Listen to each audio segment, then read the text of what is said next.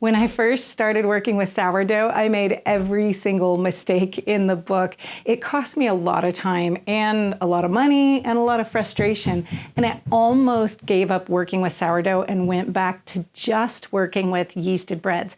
But I persevered and I learned a lot of tricks that now help to make sourdough really simple and really practical. So I want to save you the time that it took me to get over sourdough making. I'm going to share my top 7 mistakes with you guys so you can avoid them.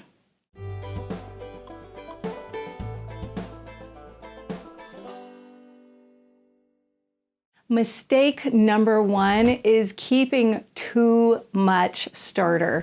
It's really easy to get quickly overwhelmed by the amount of sourdough starter that you have after you've fed the sourdough a couple times a day or once a day or even once a week, depending on the method that you're using.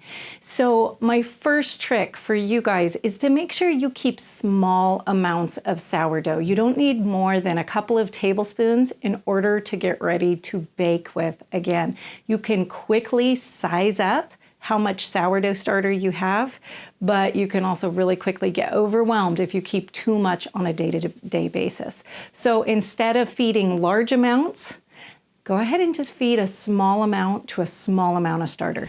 Mistake number 2 is thinking that the starter that you've kept in the refrigerator has gotten too old and is probably dead. Mature starters can last in the refrigerator for an incredibly long amount of time. Think 6 months with 0 amount of care. All you need to do is get it out, give it a few feedings, toss a little bit of it out so that you can reduce the strength of the flavor that will have developed, but keep feeding it. And within 3 days, you should see it come back to life. And within a few more feedings, you should be ready to bake with it again. Mistake number 3 when it comes to sourdough, this is probably one of my biggest mistakes, is not keeping a backup starter in the refrigerator. Always keep a little bit of starter stashed away in a jar in a refrigerator and keep it there for in case you kill the starter that's sitting out on the counter that you're working with regularly. I've done it many, many times. And let me tell you, having that backup stashed in the fridge will save you a lot of time starting fresh with a brand new starter. I just take it out every time I clean the refrigerator and give it a little feeding and then stick it back in the fridge. Mistake number 4 has to do with when you're actually starting your sourdough starter. A lot of directions out there tell you to feed your starter and then to discard half of your starter. I can't believe they tell you to throw away something you've just worked to create. So don't throw it away. Instead, you can use it in all sorts of delicious baked goods. Just add a little bit of it to any baked recipe that you are working with. A half a cup to a banana bread recipe, even some cookies will add nutrition to the recipe you're working with, usually a very nice flavor to it, and it shouldn't change your end results much more than that. But it'll keep you from throwing away something you've paid for the ingredients for and you've worked to start.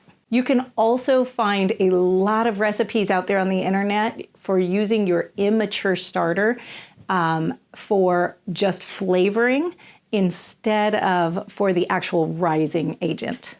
Mistake number 5, and this is a really big one, is getting stuck to somebody else's sourdough schedule. Now, there are a lot of methods of starting sourdough out there, and some of them give you exact timing and what you should do every single day.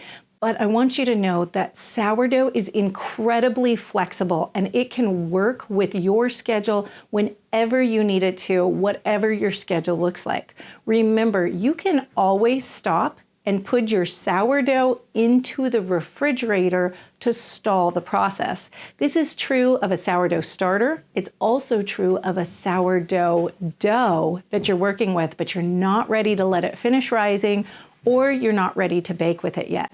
Just bring it out and let it come back up to room temperature before you move on to the next step.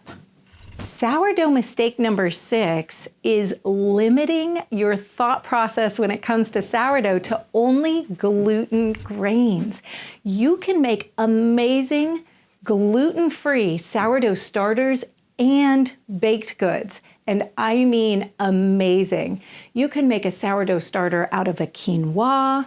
You can make it out of rice. You can make it actually using a gluten-free flour mix.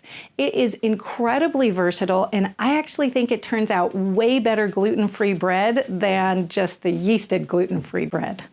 Mistake number 7 is thinking of your sourdough starter only for breads. Sourdough starters add a ton of nutrition and amazing flavor to all sorts of great baked goods, from cookies to brownies, bagels, pretzels, pizza dough, to all sorts of things. Adding that sourdough starter to it is going to add that amazing health benefits of sourdough to those baked goods and give it a great flavor to go along with it.